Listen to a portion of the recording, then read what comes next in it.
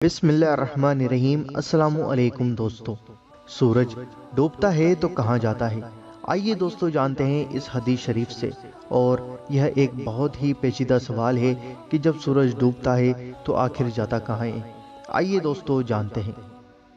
حدیث شریف حضرت ابو ذر رضی اللہ تعالی عنہ کہتے ہیں کہ رسول کریم صلی اللہ علیہ وسلم نے فرمایا، سورج ڈوبتا ہے تو کہاں جاتا ہے؟ اے ابو ذر، تم کو معلوم ہے کہ جب سورج ڈوبتا ہے تو کہاں جاتا ہے؟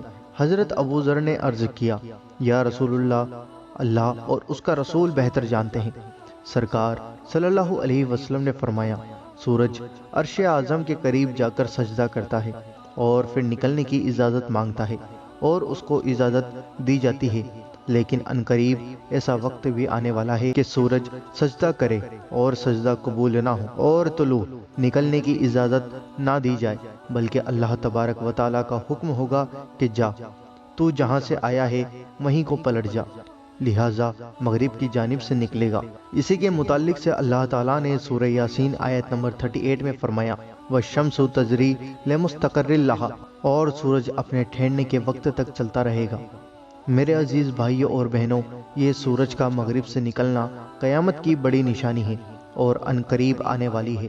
ابھی توبہ کا دروازہ کھلا ہوا ہے۔